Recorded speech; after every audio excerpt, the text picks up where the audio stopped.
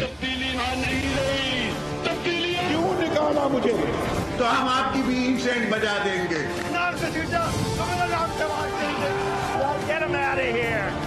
पाकिस्तान को इंशाल्लाह कुछ नहीं हो सकता। पाकिस्तान जिंदाबाद, पाकिस्तान जिंदाबाद।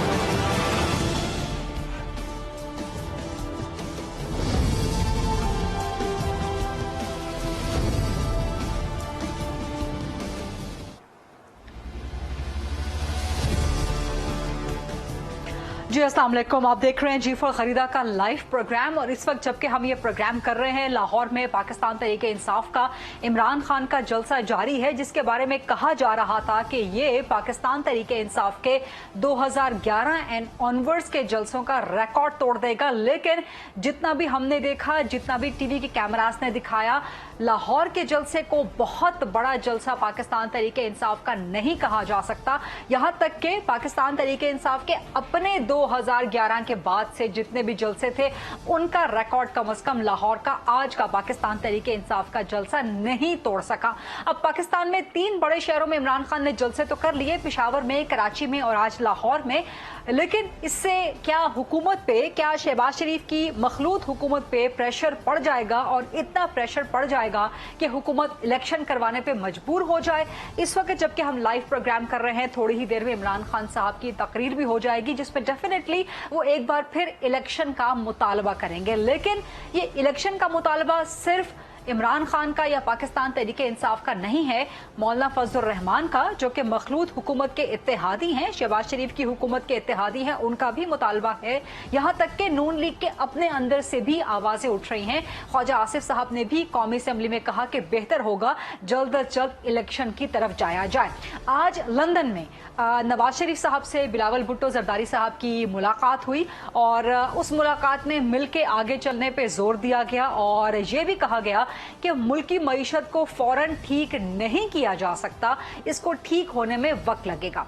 अब 2 सवालात बुनियादी तौर पे सबसे पहले प्रोग्राम में उठाएंगे। एक तो ये जो नई मखलूत हुकूमत बनी है, इसकी मुद्दत क्या है, ये कितने अरसे तक के लिए बनी है, इलेक्शन कब होंगे, क्या एक मजबूत और देरपा इस्तेहकाम के लिए जरूरी नहीं है कि जल्द अज जल्द इलेक्शन का ऐलान कर दिया जाए, ताकि तमाम सियासी जमातों को क्लियर हो सके कि वो कहां पर खड़े हैं और कितने अरसे के बाद उन्होंने कैंपेन में जाना है या इंतखाबात में जाना है। और दूसरा, जब तक ये हुकूमत है, कितनी मुद्दत के लिए है, ये तो सवाल है ही, लेकिन जब तक ये है, अवाम की रिलीफ का रोड मैप अभी तक क्यों नहीं दिया जा सका? कितना जल्द मईशत को ठीक कर दिया जाएगा? सबसे पहले कितना जल्द महंगाई पे काबू पा लिया जाएगा? ये बहुत अहम सवालात हैं जिनकी बुनियाद पे इमरान खान की हुकूमत को अदम एतमाद के जरिए हटाया गया था। लेकिन इन सवालात के जवाब अवाम को अभी तक नहीं मिल रहे। सो इन्हीं अहम पर्टिनेंट क्वेश्चंस के जवाबात लेने की आज कोशिश करेंगे प्रोग्राम में। और मेरे साथ मौजूद हैं, हम बहुत शुक्रगुजार हैं, वफाकी वजीर बराए planning and development, Pakistan Muslim League Noon के सीनियर मरकजी सरकर्दा रहनुमा जनाब एहसन इकबाल साहब हमें ज्वाइन कर रहे हैं। अस्सलाम वालेकुम एहसन इकबाल साहब, सब बहुत शुक्रिया प्रोग्राम के लिए वक्त देने पे और मैनी कांग्रेचुलेशंस कि आपने ये पोर्टफोलियो एक दफा फिर से संभाला है। बेस्ट विशेस इसमें आपके लिए। अवाम की भी तमाम तर उम्मीदें आपके साथ, नून लीग के साथ हैं कि आप लोग अवाम को रिलीफ पहुंचा सके। लेकिन इस वक्त as of speak now Imran Khan का लाहौर में जलसा चल रहा है, जहां पर डेफिनेटली वो एक बार फिर इलेक्शन का मुतालबा करेंगे। सर, इलेक्शन कब हो रहे हैं, कब होने चाहिए, कितने अरसे के लिए है शहबाज शरीफ की मखलूत हुकूमत? सर, ये एक बहुत इबहाम यहाँ पर मौजूद है।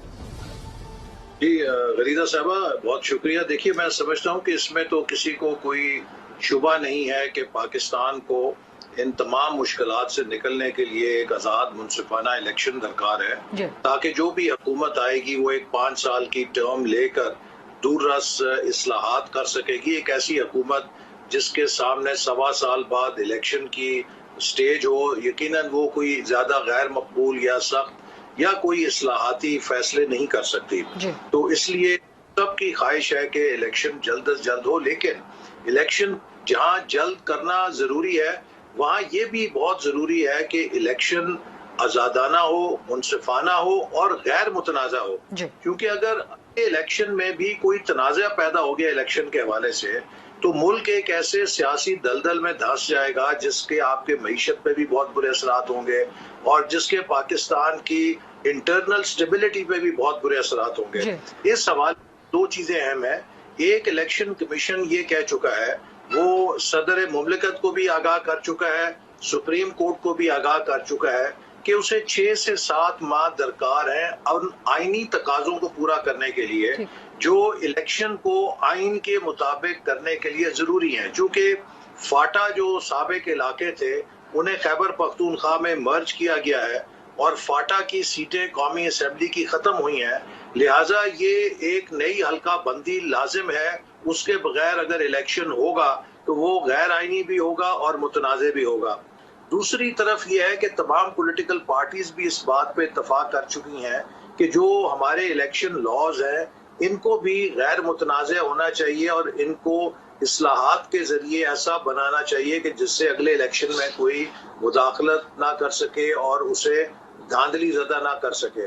तो इन दोनों चीज़ों को करने के लिए कम से कम भी 7-8 माह की मुद्दत दरकार है और जो ही इलेक्शन कमीशन ये तैयारी मुकम्मल करेगा, इंतखाबी इस्लाहात मुकम्मल हो जाएंगी जिनके जरिए हम आज़ाद मुनसिफाना इलेक्शन को यकीनी बना सकें, तो ये हुकूमत खुद इस वादे पर आई है कि हम मुल्क को एक आज़ाद मुनसिफाना इलेक्शन देंगे और उसकी तरफ हम जाएंगे। अलबत्ता इस दौरान हमारे गले एक और मुसीबत ये पड़ गई है कि पिछली हुकूमत मईशत का वो हाल करके गई है जिसे मैं कहूंगा कि वो मुआशी दहशत गर्दी करके गए पाकिस्तान की मईशत के साथ। और अब हुकूमत के वज़रा टीवी पे आके अदाद शुमार कहते हैं। मैं सिर्फ आपके प्रोग्राम के जरिए बात पूछना चाहता हूँ हर देखने वाले को कि क्या पाकिस्तान का कोई घर ऐसा है जिसका पिछले 3-3.5 सालों में बजट जो है इम्प्रूव हुआ हो, या सबके घरों के बजट तबाह हुए हैं?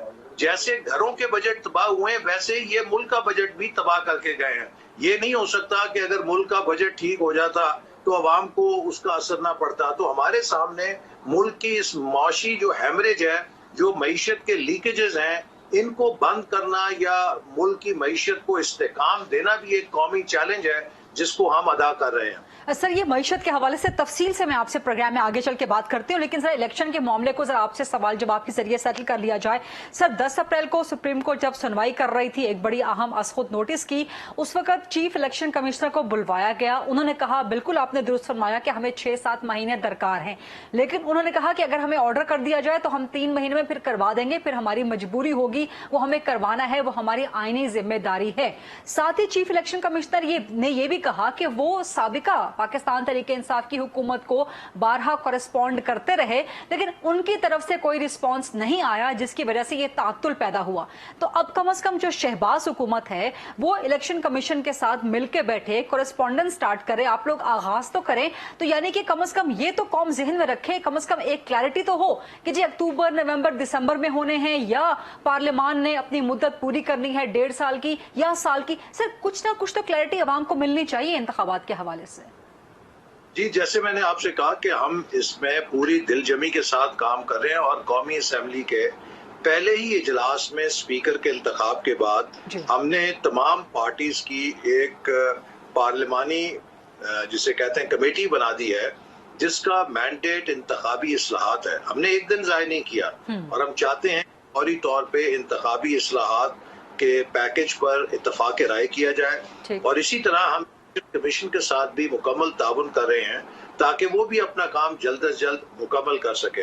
तो जो ही ये दोनों चीजें मुकम्मल होंगी उसके बाद एक पॉलिटिकल डिसीजन होगा हुकूमत का कि वो जब इलेक्शन कराना चाहे वो करा सकती है।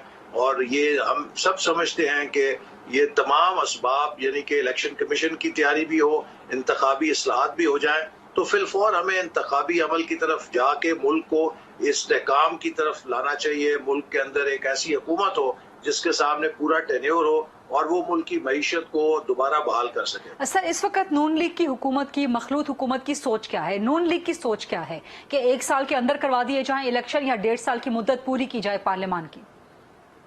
देखिए, ये तो मैं समझता हूँ कि कोई भी इस पे दो राय नहीं है कि हम सब यही समझते हैं कि जिस कदर जल्दी हो सके हमें इंतखाबात के लिए जाना चाहिए। लेकिन जैसे मैंने कहा कि जितना जरूरी इंतखाबात का इनेकाद है उतना ही इस बात को यकीनी बनाना है कि अगले इलेक्शन मुल्क के अंदर एक नया बहरान ना पैदा करें और उनको इस्लाहात के जरिए जितना इंसानी तौर पे मुमकिन है शफाफ, आज़ादाना और मुनसिफाना बनाया जाए ताकि उसके बाद कोई ये ना कह सके धांधली से मुझे हराया गया है और जो हुकूमत आए वो मुस्तहकम तरीके से पाकिस्तान की मईशत को बहाल करे और मुल्क की तरक्की के लिए काम करे। तो इसलिए इसमें लगभग मुझे लगता है कि 8-10 महीने का जो अरसा है वो उसका साइकिल है जिसे हमें पूरा करना होगा। ये बहुत अहम बात की आपने, लेकिन सर यहाँ पर दो प्रॉब्लम जनरेट हो जाते हैं। एक तो इमरान खान जल्द अज जल्द इलेक्शन नहीं, वो कह रहे हैं कि फौरी इलेक्शन करवाए जाएं, अभी के अभी इलेक्शन करवाए जाएं। आज भी एक तरह से धमकी दी गई लाहौर के जलसे में हुकूमत को कि जी इलेक्शन करवा दो वरना हमें फौरी इलेक्शन करवाने आते हैं और हम फिर इलेक्शन करवाने के लिए इस्लामाबाद की तरफ मार्च करना शुरू कर देंगे। ये एक मिली जुली किस्म की एक वार्निंग्स हुकूमत की तरफ आई हैं। दूसरा, इंतखाबी इस्लाहात आप लोग करते हैं, कौमी असम्बली में तो पाकिस्तान तहरीक इंसाफ इस वक्त मौजूद नहीं है, इंतखाबी इस्लाहात माइनस पीटीआई कौमी असम्बली में हो सकता है सर? जी, मैं तो आपके प्रोग्राम के जरिए भी कहूंगा, मैं पहले भी कहा है कि अगर तहरीक इंसाफ वाकई इंतखाबात करवाने में संजीदा है तो उसे कौमी असम्बली में आकर उस कमेटी का हिस्सा बनना चाहिए जो इंतखाबी इस्लाहात के ऊपर काम कर रही है। अगर ये कौमी असम्बली में उस इंतखाबी इस्लाहात कमेटी में शरीक नहीं होते और खान साहब की जिद के मुताबिक ये असम्बलियों से बाहर बैठते हैं या इस्तीफे देते हैं तो इससे तो यही जाहिर होगा कि ये इसको एक सियासी नारे के तौर पे इस्तेमाल कर रहे हैं और वो आज़ाद मुनसिफाना इलेक्शन के लिए संजीदा नहीं है।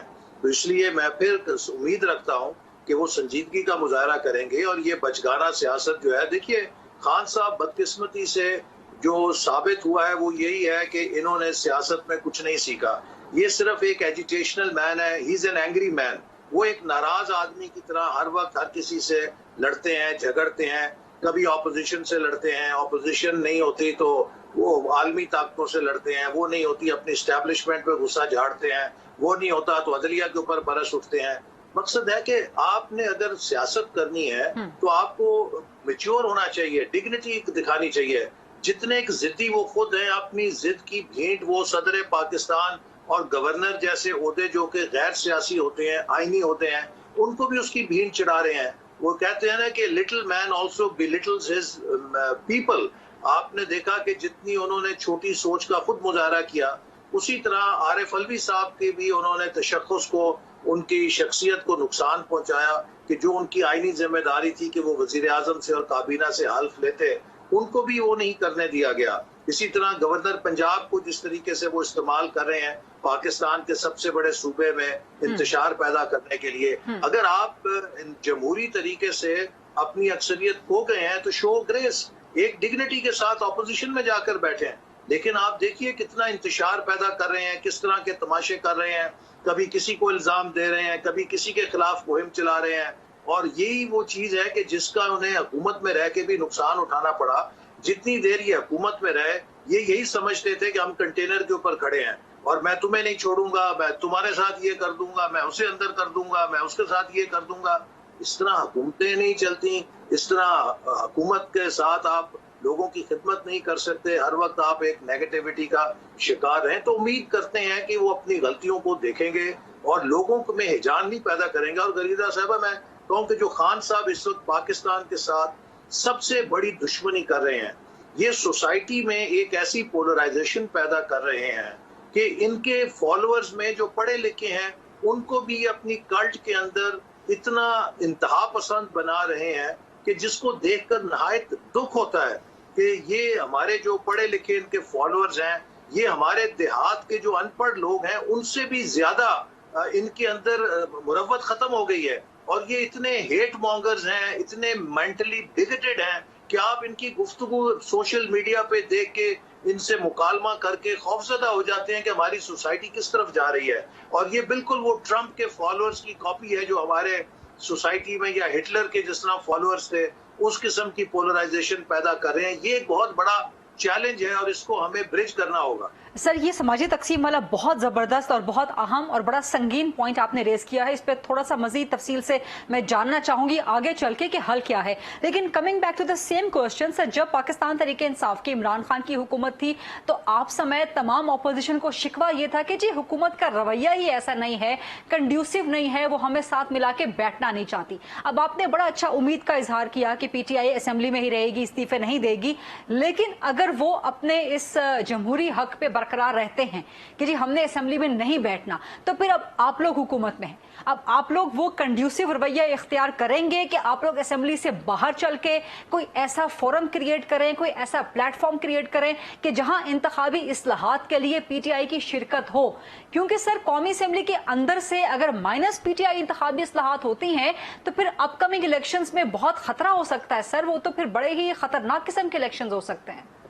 देखिए, हमने पहले भी ये तजवीज दी थी कि हम तो लेजिस्लेशन के लिए ये कमेटी बना रहे हैं, लेकिन इसके अलावा और फोरम है और वो इलेक्शन कमीशन ऑफ पाकिस्तान है। और मैं समझता हूं कि इलेक्शन कमीशन ऑफ पाकिस्तान के जरिए तमाम जमातें अगले इंतखाबात के लिए इकट्ठी होकर एक जामे पैकेज के ऊपर इत्तफाक राय कर सकती हैं। और इलेक्शन कमीशन ऑफ पाकिस्तान से मैं जरूर तवक्को रखता हूं कि वो तमाम पार्टीज को बुलाएंगे और सबकी जो तजावीज हैं वो सुनेंगे और उसकी रोशनी में कोई एक इत्तफाक राय से मुरतब करेंगे। लेकिन sir sorry to interrupt you, कानून साजी तो पार्लियामान ने करनी है ना, इंतखाबी इस्लाहात की कानून, और वहां पे अगर माइनस पीटीआई होगा तो उस कानून साजी को फिर एक्सेप्ट नहीं करेगी ना सर पाकिस्तान तहरीक इंसाफ इलेक्शंस में।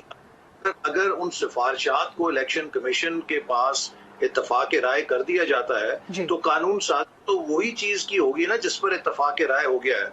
और हमने तो जैसे मैंने आपको अभी कहा कि इस बात की तवक्को करते हैं और इसकी दावत देते हैं कि वो पार्लियामानी प्रोसेस का हिस्सा बने। और अगर वाकई पीटीआई संजीदा है इलेक्शन कराने में और आजाद मुनसिफाना इलेक्शन कराने में, तो उन्हें अपनी जिद छोड़ के पार्लियामानी कमेटी के अंदर अपने नुमाइंदे भेजने चाहिए ताकि वो वहां पर बैठ के दीगर जमातों के साथ मिलकर आजाद मुनसिफाना इलेक्शन के लिए एक इस्लाहात के पैकेज के ऊपर इत्तफाक राय करें। सर मिसाल के तौर पे इस वक्त जो पाकिस्तान तहरीक इंसाफ ने जिस तरह इलेक्टोरल रिफॉर्म्स का बिल एक मंजूर करवाया था जिसमें इलेक्ट्रॉनिक वोटिंग थी, ईवीएम थी, ओवरसीज पाकिस्तानीज की वोटिंग थी, उसको रिवर्स तो नहीं किया जाएगा? क्योंकि अगर उसको रिवर्स कर दिया गया तो ये बहुत बड़ी बोन ऑफ कंटेंशन होगी, इसको तो पीटीआई किसी सूरत नहीं मानेगी। वो पीटीआई ने जो पैकेज दिया था उसको बुलडोज किया था और वो चाहते थे कि अगले इलेक्शन में इलेक्ट्रॉनिक धांधली का निजाम बनाए। मैं आपको ये बात वाजे करना चाहता हूं कि दुनिया के जो सबसे ज्यादा तरक्की याफ्ता ममालिक हैं, जिनके पास टेक्नोलॉजी में हमसे 1000 गुना बड़ी लीडरशिप है, जिनके लोगों का टाइम हमसे 1000 गुना ज्यादा कीमती है, उन तमाम जमहूरियतों के अंदर भी सबका ये इत्तफाक है, जितने कंप्यूटर के टॉप एक्सपर्ट्स हैं उनका इत्तफाक है कि आज भी securest form of ballot is paper ballot. इसलिए कि जो डिजिटल टेक्नोलॉजी है वो बहुत वल्नरेबल होती है। उसको उसमें ना सिर्फ ये कि आप उसे हैक कर सकते हैं, ना सिर्फ ये कि आप उसको टेम्पर कर सकते हैं, बल्कि उसमें आपकी जो सीक्रेसी है कि किसने किसको वोट दिया ये भी कॉम्प्रोमाइज हो सकती है। इसीलिए जर्मनी की सुप्रीम कोर्ट ने ईवीएम्स को गैर आईनी करार देके उनको खत्म कर दिया और इसी तरह कई और ममालिक जो तरक्की याफ्ता हैं उन्होंने इसको ट्राई किया और इसको कैंसिल कर दिया, मतरूक कर दिया। तो इसलिए मैं समझता हूं कि ईवीएम को तो पीटीआई की हुकूमत इसीलिए लेकर आ रही थी कि वो इलेक्शन में धांधली करना चाहती थी। अब दूसरी तरफ आप अगर ओवरसीज पाकिस्तानीज की बात करें, हम ओवरसीज पाकिस्तानीज की नुमाइंदगी के हक में हैं। अलबत्ता हमने पीटीआई को हमेशा ये पूछा कि आप बताइए कि आपके पास ओवरसीज पाकिस्तानीज की वोटिंग का साफ, शफाफ और मुस्तनद क्या तरीका है? वो उधर कह देते नहीं जी ये इलेक्शन कमीशन दरियाफ्त करे, हमने तो कहा है कि उनको वोट का हक देना है। तो मैं उनसे कहता था इसका मतलब आप इसमें सियासत कर रहे हैं, आपके पास कोई फार्मूला नहीं। चूंकि इंटरनेट बेस्ड वोटिंग जो है ये भी दुनिया में तयशुदा है कि is the most insecure form of voting. क्योंकि इंटरनेट बेस्ड जो भी आप वोटिंग का निजाम बनाएंगे उसको कोई एजेंसी दुनिया की हैक कर सकती है, उसको कोई पाकिस्तान दुश्मन लॉबी हैक कर सकती है, वो हमारे इंतखाबी अमल को मुतनाज़ बना सकती है। वजीर आजम इमरान खान का फोन हैक हो गया, पेंटागन के कंप्यूटर आज हैक हो जाते हैं, हर रोज आप खबर पढ़ते हैं। तो ये टेक्नोलॉजी बड़ी वल्नरेबल है इंटरनेट के ऊपर और आप उस सतह के ऊपर नहीं उसको फायरवॉल कर सकते कि कोई उसको टैम्पर ना कर सके। तो इसलिए अगर कोई पीटीआई के पास ऐसा सिक्योर फॉर्मूला है, ऐसा सिक्योर रास्ता है कि जिससे वो इंटरनेट के जरिए 100% सिक्योर वोटिंग करवा सकते हैं तो कौम के सामने प्रेजेंट करें।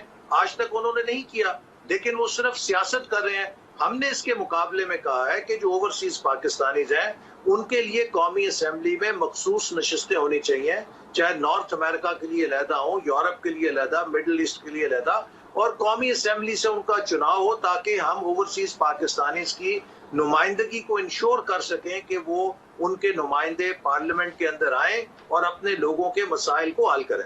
सर, आपकी गुफ्तगू से लग रहा है, मैंने बड़े तफसील से आपका जवाब सुना, बड़ा भरपूर जवाब था, लेकिन इससे तासुर ये लग रहा है कि मखलूत हुकूमत का या जो इस वक्त मुत्तहिदा हुकूमत है, जो पार्लियामान में इस वक्त स्ट्रेंथ है, उनका मतमा नज़र ये है कि जो पाकिस्तान तहरीक इंसाफ इलेक्टोरल रिफॉर्म्स का पैकेज लेके आई थी, ईवीएम का और ओवरसीज पाकिस्तानीज की वोटिंग का, इसको रिवर्स कर दिया जाए।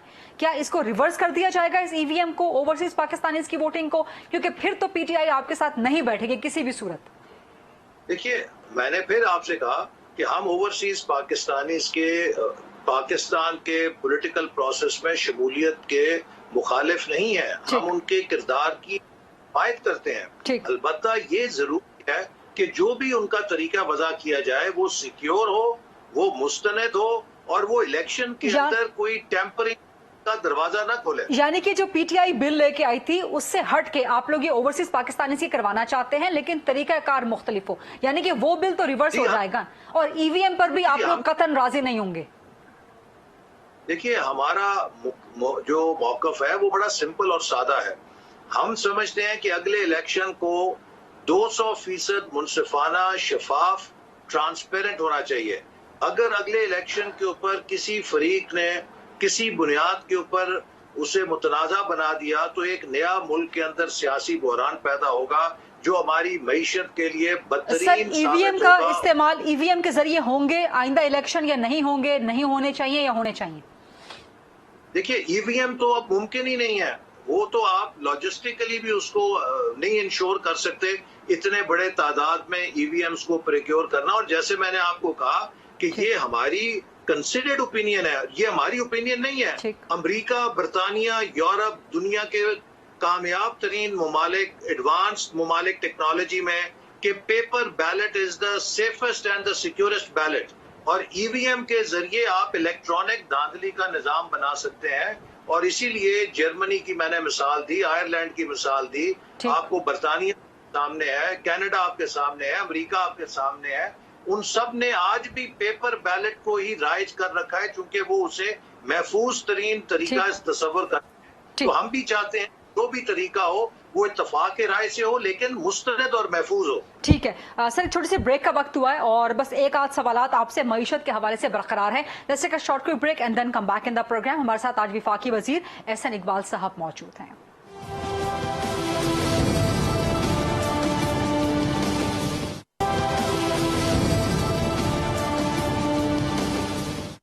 जी welcome back after the break. आज प्रोग्राम में हम एक्सक्लूसिवली स्पेशल गुफ्तगू कर रहे हैं, इंटरव्यू कर रहे हैं वफाकी वजीर बराए प्लानिंग एंड डेवलपमेंट जनाब एहसन इकबाल साहब से। एहसन इकबाल साहब, सर 10-11 दिन हो गए हैं शहबाज हुकूमत को हुकूमत संभाले हुए, लेकिन अभी तक ना तो अवामी रिलीफ का कोई रोड मैप दिया गया है, ना ही मईशत बहाली का कोई रोड मैप। सिर्फ एक प्रेस कॉन्फ्रेंस हुई है वजीर खजाना की मिफ्ता इस्माइल साहब की, उसमें भी पाकिस्तान तहरीक इंसाफ की साबिका हुकूमत की नाकामियां, बुरी परफॉर्मेंस वो प्रोजेक्ट किया गया है। ये नहीं बताया गया कि जी इस मखलूत हुकूमत का रोड मैप क्या है। अभी तक जो रिलीफ दिया जा रहा है वो भी सिर्फ रमजान बाजारों तक महदूद है। जो आम बाजार हैं, जो ओपन मार्केट्स हैं, सर वहां पे महंगाई अभी भी 12-13% तक मौजूद है। देखिए, पहली बात तो यह है कि आपको मालूम है कि जब हम हुकूमत में आए तो डॉलर रुपए के मुकाबले में 191 तक जा चुका था। इसी तरह स्टेट बैंक ने 2.5% शरह सूद में इजाफा हुकूमत में आने से पहले कर दिया था। ये दो एक्सट्रीम मेजर्स जो हैं इस बात की अलामत हैं कि मुल्क की मुआशी सूरत हाल कहाँ पे थी। तो हमने पहला हफ्ता यकीनन इसमें सर्व किया है कि हम मुल्क की जो सूरत हाल है उसका स्टॉक लें, वजारतों से उसका जायजा लें, और यकीन कीजिए जैसे मैंने आपको कहा कि जितना हम देखते जा रहे हैं हमें ये बात नजर आ रही है कि पिछली हुकूमत मुआशी दहशत गर्दी करके पाकिस्तान की मईशत की चूकें हिला गई है। और अब हमने जो इसके लिए अवाम की, आप रिलीफ की बात करते हैं, सबसे बड़ा तो अवाम के लिए यही रिलीफ होगा कि जो तबाही पिछली हुकूमत ने की थी उसके आगे ब्रेकें लगाई जाए, पहले उसको रोका जाए। जो स्लाइड हो रही है, जितनी तेजी के साथ इस तरह नीचे की तरफ जो स्लाइड जा रही है, इसको आप पहले रोकेंगे और उसके बाद फिर इस तरह से आप ऊपर को उठेंगे। तो लेकिन ये sir sorry to interrupt you, वो रुक भी नहीं रहा ना सर। आज डॉलर जो है 187 पे क्लोज हुआ है सर, 182 पे था 10 दिन पहले। सर स्टॉक मार्केट भी डाउन जा रही है। नहीं गरीदा साहबा, ये आप मेरा ख्याल है कि बड़ी वाकफे हाल हैं और आप एजुकेटेड एंकर हैं। आपको पता है कि जो इकोनॉमी के मेजर्स हैं, इनका एक लीड पीरियड होता है। आज आप जो फैसले करेंगे उनके असरात जाते जाते पूरे तौर पे 4 से 6 महीनों तक ग्राउंड के ऊपर असरअंदाज होते हैं। तो इसलिए जो एक लैग होता है आपकी डिसीजन मेकिंग का और उन फैसलों के असरात आने का, तो इसलिए अब हमने जो फैसले लेने शुरू किए हैं और हम रैशनलाइज कर रहे हैं और चीजों को स्टेबलाइज कर रहे हैं। मुझे उम्मीद है कि अगले आप देखेंगे कि इंशाल्लाह ताला इनसे 4 से 6 हफ्तों के अंदर थोड़ी स्टेबिलिटी पैदा होने शुरू होगी और इसके बाद हम आहिस्ता आहिस्ता रिकवरी की तरफ जाएंगे। मैं फिर कहूंगा कि किसी भी हुकूमत के लिए मुमकिन नहीं कि जो तबाही वो 3.25 साल में कर गए हैं उसको 1 साल के अंदर मुकम्मल टर्न अराउंड कर सके।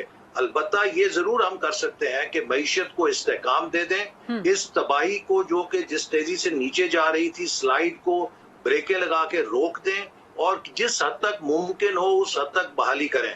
इस हुकूमत का बुनियादी एजेंडा जो है वो मुआशी टर्न अराउंड इसलिए नहीं हो सकता कि इसके सामने एक बड़ी लिमिटेड 1 साल की टर्म है। अलबत्ता हमारे सामने जो असल एजेंडा है वो यही है कि हम मुल्क को एक आजाद मुनसिफाना इलेक्शन की तरफ लेके जाएं, इंतखाबी इस्लाहात करें और उसके बाद फिर जो हुकूमत आए वो 5 साल के अंदर इस मुल्क की मईशत को स्टेबलाइज करेगी। ठीक है, बहुत बहुत शुक्रिया जनाब विफाकी वजीर एहसन इकबाल साहब, बहुत तफसील के साथ हमारे तमाम सवालात के जवाब दे रहे थे जो इस वक्त अहम तरीन इशूज़ हैं।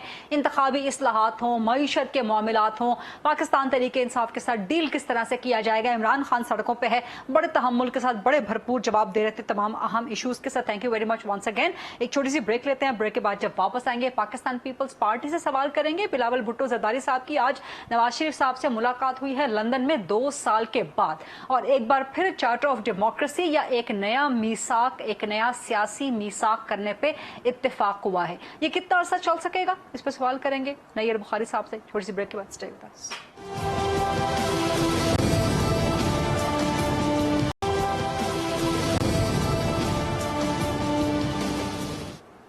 जी welcome back after the break. और अब प्रोग्राम के इस सेगमेंट में हम गुफ्तगू करेंगे, सवाल जवाब करेंगे पाकिस्तान पीपल्स पार्टी के साथ। बिलावल भुट्टो जरदारी लंदन में हैं, नवाज शरीफ साहब से आज मुलाकात हुई, 2 साल के बाद मुलाकात हुई। लास्ट टाइम जब मुलाकात हुई थी बिलावल भुट्टो की नवाज शरीफ से, वो कोट लखपत जेल में हुई थी जहां नवाज शरीफ इमरान खान के दौर में कैद थे। लेकिन अब जब मुलाकात हुई है, इमरान खान साबिक वज़ीर आज़म हो चुके हैं, नवाज शरीफ की पार्टी शहबाज शरीफ के जरिए इक़्तिदार में आ चुकी है, पाकिस्तान पीपल्स पार्टी मखलूत हुकूमत का हिस्सा है। बड़े इंटरेस्टिंग सिचुएशन है। एक बार फिर चार्टर ऑफ डेमोक्रेसी एक नए मीसाक की बात की जा रही है, लेकिन ऐसे हालात में ये मीसाक की बात हो रही है कि जब बिलावल भुट्टो ने अभी तक शहबाज हुकूमत में काबीना में शमूलियत इख्तियार नहीं की और ये कहा जा रहा था कि उनके तहफ़्फ़ुज़ात हैं। इसी सवाल को लेकर आगे बढ़ेंगे। सबसे पहले मेरे साथ मौजूद हैं पाकिस्तान पीपल्स पार्टी के सीनियर मरकजी सरकर्दा रहनुमा और मरकजी सेक्रेटरी जनरल जनाब नैयर हुसैन बुखारी साहब। अस्सलाम वालेकुम नैयर हुसैन बुखारी साहब। सर बहुत शुक्रिया प्रोग्राम के लिए वक्त देने पे। बिलावल भुट्टो जरदारी साहब ने आज मुलाकात की है नवाज शरीफ साहब से और एक ऐसे वक्त में मुलाकात की है जब तहफ़्फ़ुज़ात और एक एतराज़ात की फ़ज़ा क्रिएट हुई है या एक तासुर मौजूद है। अभी तक 10-11 रोज़ हो गए हैं शहबाज हुकूमत को तश्कील हुए, अभी तक बिलावल भुट्टो जरदारी ने शहबाज हुकूमत में काबीना में शिरकत इख्तियार नहीं की और ख़बरें यही आई कि बिलावल भुट्टो को तहफ़्फ़ुज़ात हैं, पीपल्स पार्टी को एतराज़ात हैं जिनको सॉर्ट आउट करवाने के लिए नवाज शरीफ के पास गए हैं। शहबाज शरीफ के साथ पाकिस्तान में सॉर्ट आउट नहीं किया गया। तो कितना अरसा इन तमाम ये जो एक ट्रस्ट डेफिसिट लग रहा है पीपल्स पार्टी और नून के दरमियान, जिसका एक हिस्टोरिक बैकग्राउंड भी है, तो इस ट्रस्ट डेफिसिट के बैकग्राउंड के साथ कितना अरसा नून लीग पीपल्स पार्टी साथ चल सकेंगे? शुक्रिया।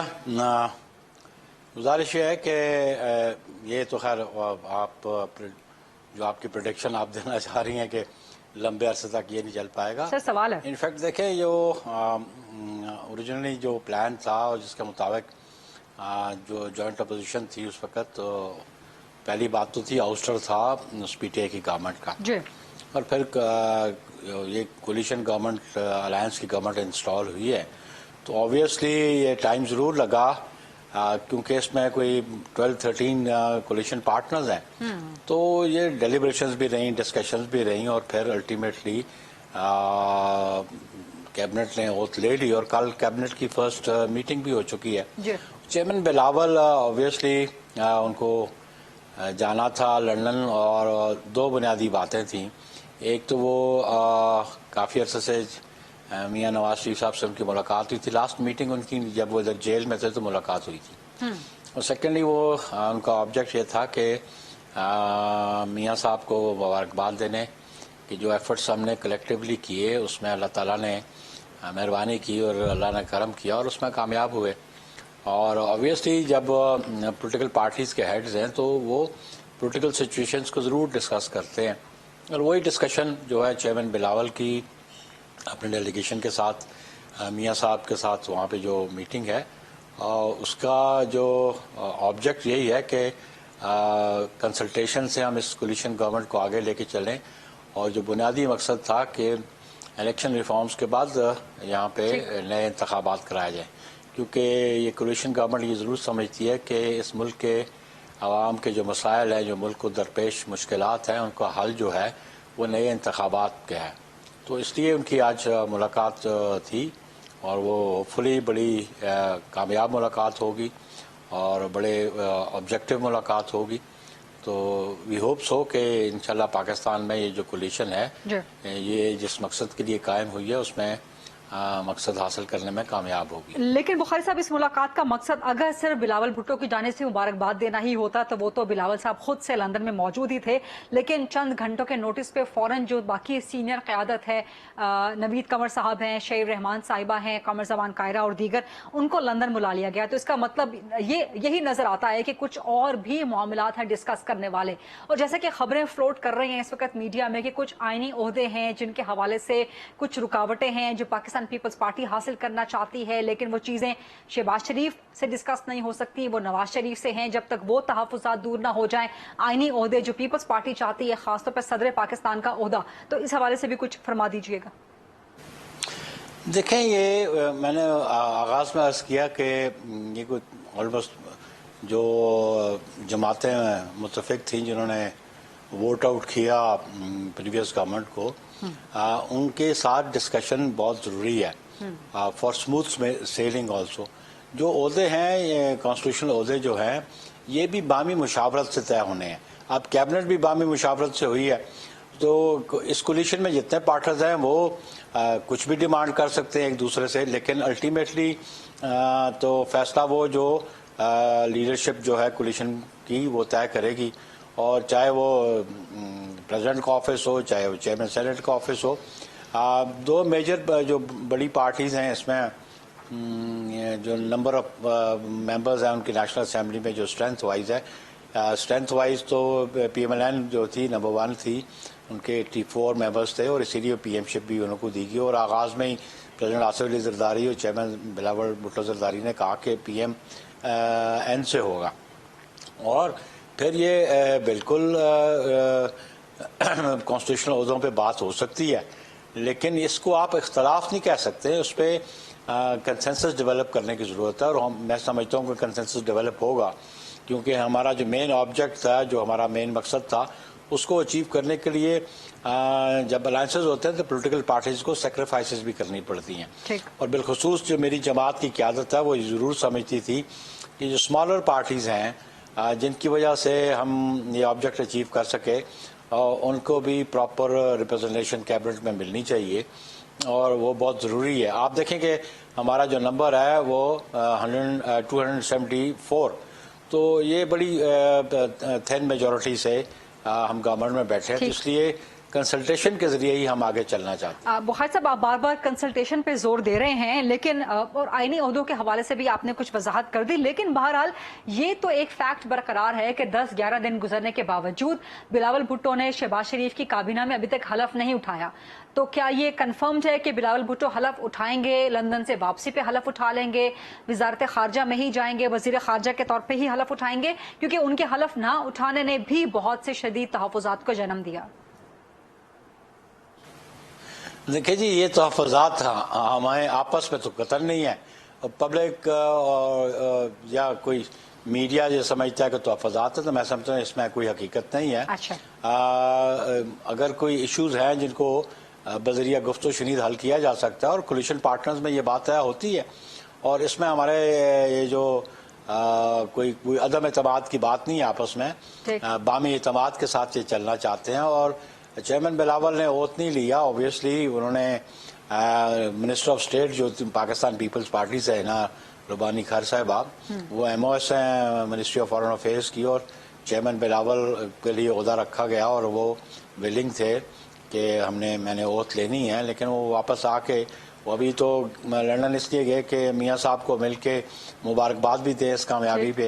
अब जिस तरह शहबाज शरीफ साहब प्राइम मिनिस्टर इलेक्ट हुए, जिस तरह पंजाब में जो सूरत हाल है उसमें हमजा शहबाज साहब भी जो इलेक्ट हुए, तो इसमें प्रिजम्पशंस पे बात नहीं होनी चाहिए। बिला वजह बंदा प्रिज्यूम करना शुरू कर दे तो ये मुनासिब बात नहीं है। लेकिन हम समझते हैं कि अभी तो आगाज़ है और आगे बहुत आगे चलना है, पर्टिकुलरली रिफॉर्म्स के हवाले से और इलेक्शन रिफॉर्म्स के बाद, और कॉन्स्टिट्यूशनल इश्यूज भी हैं, मैटर्स जो हैं इवन कोर्ट्स में भी मौजूद हैं। पर्टिकुलरली जो नया सेंसस है, डीलिमिटेशंस हैं, इसके बारे में भी बिल्कुल गौर करना पड़ेगा, इसलिए कि चीफ इलेक्शन कमिश्नर साहब ने सुप्रीम कोर्ट पे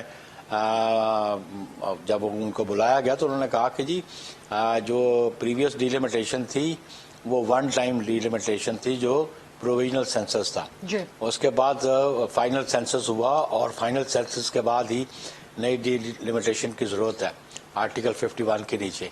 और सेकेंड एक इम्पॉर्टेंट बात इसमें यह है कि जो फाटा का मर्जर हुआ उससे पहले फाटा की 12 सीट्स थी नेशनल असेंबली में, अब वो नंबर रिड्यूस हो के तो वो मर्जर के बाद वो 6 रह गई हैं, तो उसके लिए भी डीलिमिटेशन की ज़रूरत थी क्योंकि उसके बगैर तो नए इंतखाबात हो नहीं सकते।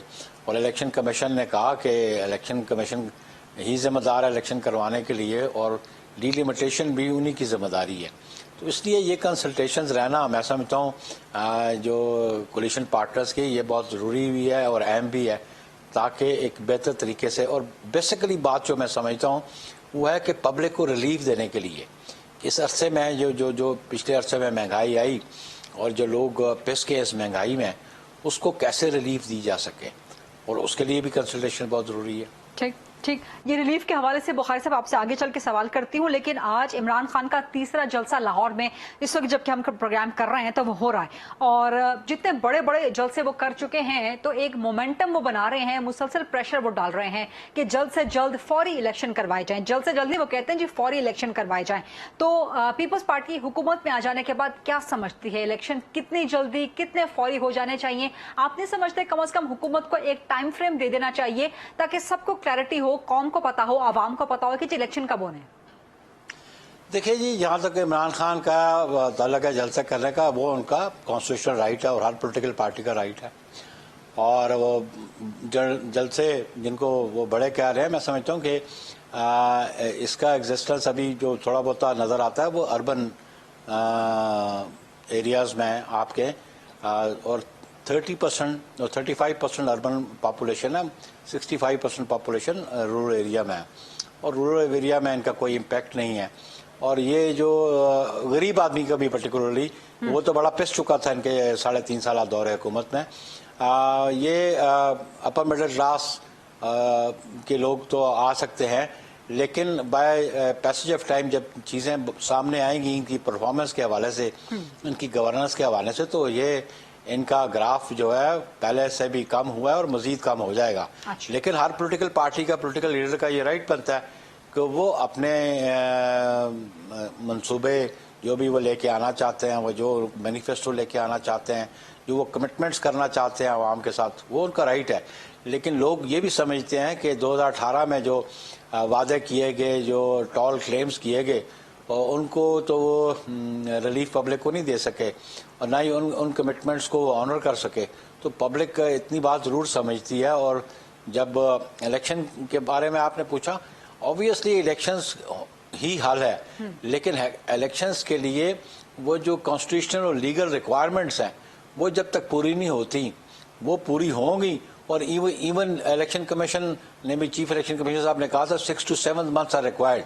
तो ये तो उन्होंने, जिन्होंने इलेक्शन करवाने हैं उनकी स्टेटमेंट बिफोर सुप्रीम कोर्ट, तो ऑब्वियसली वो डिलिमिटेशन की तरफ फ्रेश गए हैं और उसके खिलाफ, डिलिमिटेशन के खिलाफ पीटीआई फिर चली गया कोर्ट्स में कि नई डिलिमिटेशन नहीं होनी। तो ये अब मामला जब कोर्ट्स में है, नई डिलिमिटेशन होगी तो उसके बाद ही इलेक्शन प्रोसेस शुरू हो सके। ठीक, यानी कि बुखारी साहब, आप समझते हैं कि इलेक्शन कम से कम इस साल के आखिर तक, अक्टूबर नवंबर तक या उससे पहले नहीं हो सकते, उसके बाद ही होंगे। तो पीपल्स पार्टी की सोच क्या है कि जो पार्लियामान की बाकी मानदा मुद्दत है 1.5 साल की, वो इस हुकूमत को पूरी करनी चाहिए या 1 साल के अंदर इलेक्शन करवा दें या अक्टूबर नवंबर तक इलेक्शन हो जाना चाहिए? देखिए, ये इशू ऐसा है कि जो कोलिशन पार्टनर्स हैं इनकी क़यादत बैठ के फैसला करेगी जी। लेकिन बुनियादी बात यह है कि इलेक्शंस के लिए जो इलेक्शन कमीशन की जिम्मेदारी है वो कब तक निभा सकती है जी। और उससे पहले भी मैं समझता हूँ कि लेजिस्लेशन के हवाले से बात है और भी बहुत सारे इश्यूज अभी जो हैं कोर्ट्स में पेंडिंग पड़े हुए हैं और पर्टिकुलरली ये जो रेजिग्नेशंस का इशू है उस पर भी अभी स्पीकर ने कॉग्निजेंस लिया हुआ है और वो इन बल्क तो रेजिग्नेशन हो नहीं सकते हैं। आर्टिकल 64 तो कहता है हैंड रिटन हो और वेरिफिकेशन हो बाय स्पीकर इटसेल्फ, तो वो प्रोसेस भी शुरू होगा कि ये कितने लोग टर्न अप करते हैं स्पीकर्स ऑफिस में और वो एक्नॉलेज करते हैं कि हमने रेजिग्नेशन दिया है या वो डिनाई करते हैं इसको। तो ये एक प्रोसेस है, ये पॉलिटिकल प्रोसेस के अलावा ये लीगल और कॉन्स्टिट्यूशनल प्रोसेस है और इस प्रोसेस को भी आप जहन में रख लें। लेकिन अल्टीमेटली जो ऑब्जेक्ट था इस कोलिशन गवर्नमेंट का वही है कि जितना जल्द हो सके हम इंतखाबात की तरफ जाएं आफ्टर इलेक्शन रिफॉर्म्स। ठीक है, आखिरी सवाल, अवामी रिलीफ के हवाले से 10-11 दिन हो गए हैं शहबाज हुकूमत, मखलूत हुकूमत को कायम हुए, लेकिन अभी तक अवामी रिलीफ का, मईशत की बेहतरी का, मईशत ठीक करने का कोई रोड मैप नहीं दिया गया। तो आपने समझते कम से कम रोड मैप तो बता दिया जाना चाहिए, क्योंकि अभी तक जो ओपन मार्केट है, जो आम खुले बाजार हैं, वहां पर महंगाई वैसे की वैसी है जैसे कि इमरान खान दौरे हुकूमत में होती थी। तो अभी तक पीपल्स पार्टी ने नून लीग के साथ मिलकर अवाम को रिलीफ का कोई इकदाम नहीं किया। सर देखें जी, इसका रोड मैप तो प्राइम मिनिस्टर ने दिया और जो कमोडिटीज़ हैं, ईटेबल्स हैं, उनकी प्राइसेस के बारे में किया और बावजूद इसके कि इनकी बैड गवर्नेंस की वजह से और जो इन्होंने IMF से एग्रीमेंट किया उसको रिविजिट करने की ज़रूरत है, उसको उस पर रीनेगोशिएट करने की ज़रूरत है। फाइनेंस में जो एडवाइज़र ऑन फाइनेंस हैं वो न्यूयॉर्क गए हैं उनसे गुफ्तगू शुनीद करने के लिए, तो उसमें भी वो क्या पेशरफ्त होती है वो सामने आ जाएगी। लेकिन आप ये देखें कि जब से ये गवर्नमेंट इंस्टॉल हुई है तो फॉरेन एक्सचेंज रिजर्व्स बढ़े हैं।